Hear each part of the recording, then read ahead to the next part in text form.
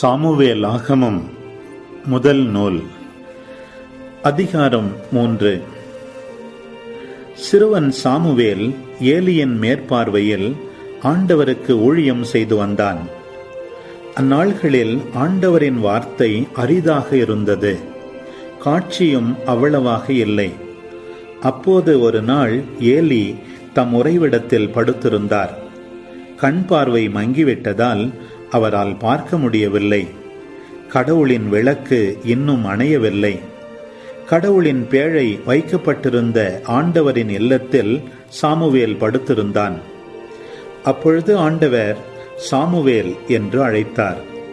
அதற்கு அவன் இதோ அடியேன் என்று சொல்லி ஏலியிடம் ஓடி, இதோ அடியேன், என்னை அழைத்தீர்களா என்று கேட்டான்.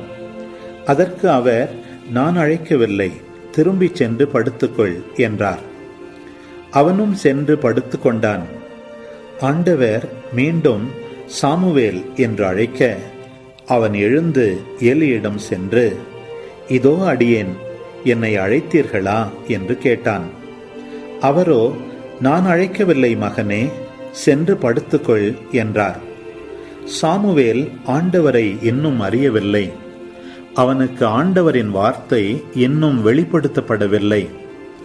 3ஆம் முறையாக ஆண்டவர் சாமுவேல் என்று அழைத்தார்.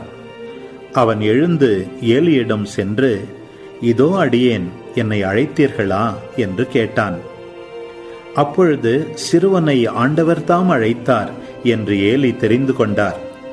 பின்பு ஏலி சாமுவேலை நோக்கி, சென்று படுத்துக்கொள், உன்னை அவர் மீண்டும் அழைத்தால் அதற்கு நீ, ஆண்டவரே பேசும், உம் அடியான் கேட்கிறேன் என்று பதில் சொல் என்றார்.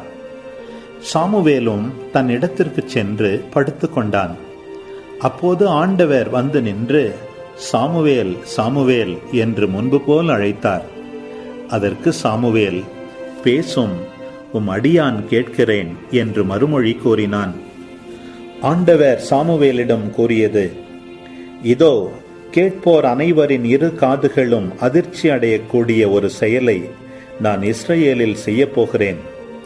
அந்நாளில் ஏலியிடம் நான் அவன் வீட்டுக்கு எதிராக பேசியது அனைத்தையும் தொடக்கத்திலிருந்து முடிவு வரை நிறைவேற்றுவேன்.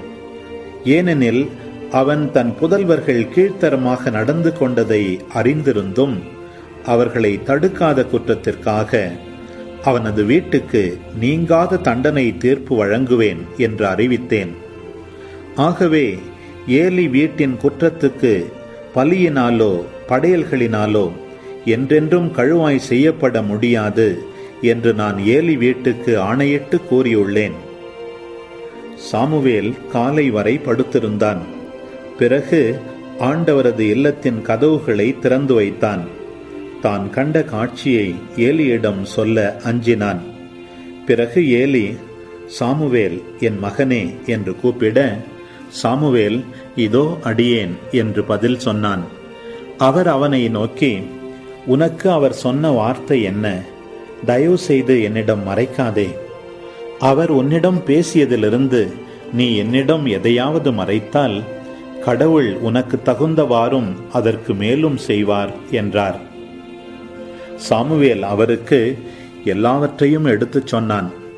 அவரிடமிருந்து எதையும் மறைக்கவில்லை. அதற்கு அவர் ஆண்டவர்தான், அவரது பார்வையில் எது நல்லதோ அதை அவர் செய்யட்டும் என்றார். சாமுவேல் வளர்ந்தான். ஆண்டவர் அவனோடு இருந்தார். சாமுவேலது வார்த்தை எதையும் அவர் தரையில் விழவிடவில்லை. சாமுவேல் ஆண்டவரின் இறைவாக்கினராக நியமிக்கப்பட்டு விட்டார் என்று தான் முதல் பெயர்சேபா வரையிலும் அனைத்து இஸ்ரவேலரும் அறிந்து கொண்டனர். ஆண்டவர் மீண்டும் சீலோவில் தோன்றினார். அங்கேதான் சாமுவேலுக்கு ஆண்டவர் தம் வார்த்தையை வெளிப்படுத்தினார். அன்பு உறவுகளே, இது உங்களுக்கான நேரம். இக்காணொளியில் ஒலி ஒளி வடிவில் 1 சாமுவேல் புத்தகத்தை 3ஆம் அதிகாரத்தை முழுமையாக பார்த்தும் கேட்டும் ஜெபித்தும் இருப்பீர்கள். இன்றைய இறைவார்த்தையின் அடிப்படையிலான கேள்வி: சாமுவேல் வளர்ந்தான், ஆண்டவர் அவனோடு இருந்தார். சாமுவேலது வார்த்தை எதையும் அவர் எங்கே விழவிடவில்லை. பதில்களை கமெண்ட்ஸில் பதிவு செய்யவும்.